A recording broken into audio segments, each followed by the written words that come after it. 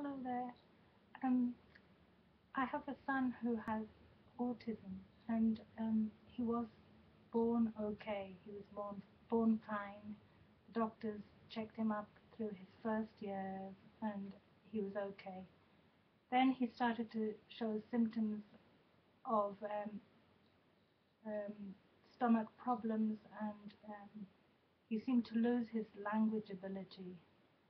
He had visual problems. He had saliva, always a lot of saliva dribbling down his mouth, and usually one side. Um, so he was producing a lot of saliva, and I looked up all these symptoms. There were other symptoms as well. Um, I looked them all up in the various websites, and thinking back to anything that I could think of that was similar. And in Japan here, they had an incident a few years ago with mercury poisoning, and it was quite still topical on the news because the compensation was coming out at the time when my son was very small. So I looked up into that disease, Minamata disease, um, and I found connections with autism and similar symptoms. This lack of awareness of space, which made it so that he didn't like climbing up high places and things like that. He didn't like moving on bicycles, or, I mean, he was okay if he was on the bike with me, but he didn't even go on a three-wheeler bike when he was very little. Um, but I did some research, and when he was 6 years old, I put him onto garlic. You know, how can you give a young child garlic? Well, pills, I guess if you gave them pills, you could crush them up. Living in Japan, it helped. I could give him garlic, which was sweetened, and they sold it in bottles, and also they sell it on foam trays. What the garlic did was flush out a lot of poison from his system, and it only took about a day. But I did keep up the garlic as long as possible. As long as he liked to eat it, I kept it up. For a day he had terrible diarrhea and sickness. I can't remember exactly. I would have to go and look at all my documents. But definitely he had diarrhea. But while he was getting rid of all this poison and everything, we were rushing to the toilet all day. He started to behave in his normal personality. It was like the poison had gone out of his stomach, and it had also gone out of his brain, and he seemed to be very clear in his thinking and talking. And you know, within a few months, he'd never, although he'd never been on a three-wheeler, a bike with stabilizers, actually, not a three-wheeler. He'd never used that. He'd never got the hang of it at all, and you know, I don't ever remember him sitting on it even. Although he didn't manage that, when he was 6 years old, we had he had to go on his bike. Uh, he started going on his bike, and within a couple of months, he took the stabilizers off and was away. Now there were other problems that came with the autism, and gradually I've been getting rid of each problem. And I'd like to show you what I used. What I used at the time. Now he takes these medicines again, because I think that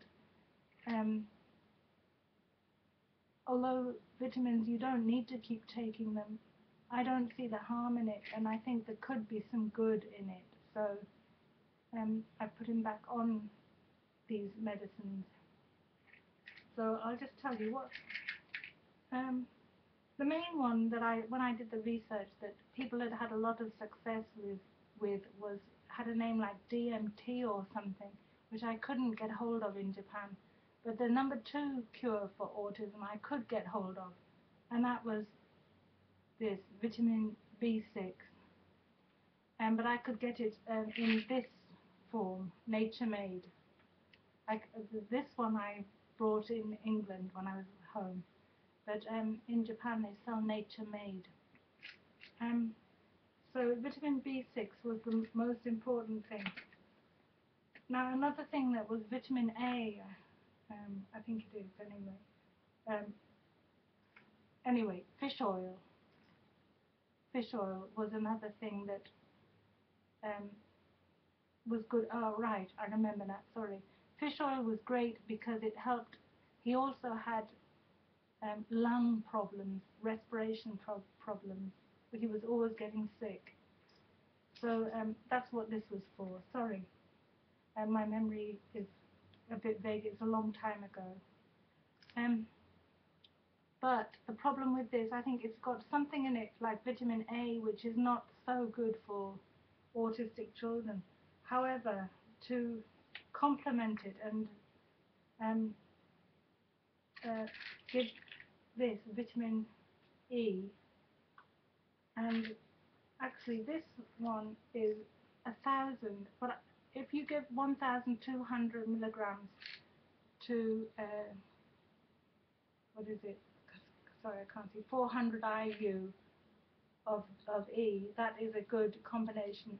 This is actually a bit too low, and this is probably a bit too high. But don't worry, because any extra vitamins are expelled from the body, as far as I can, my research that shows. But be careful. Don't take my word for it. I'm not a doctor. You know, look into all this yourself. So another thing that is important is you want to get the enzymes working correctly in the stomach. And a problem of autistic children is that they expel zinc.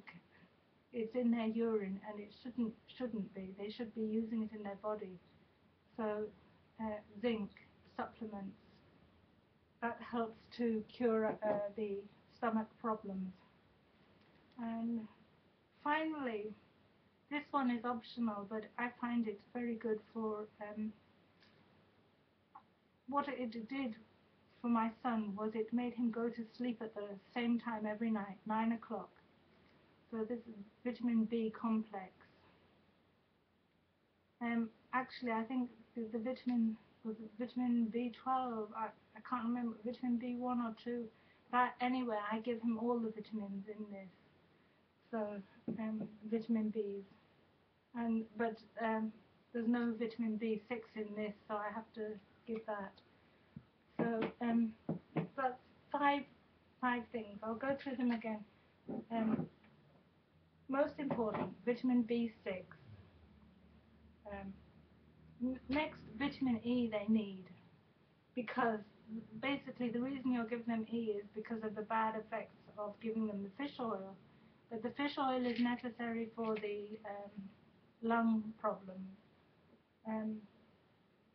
Fish oil is also good against cancer, so that's another reason. Zinc is for the basically stomach enzymes. It's vital. And B complex for helping him to sleep and to stop stress. It's also great if you're traveling. Look into the B vitamins because they all have different functions in the body. So I hope that helps. Let me know if it is any help to you. Thank you.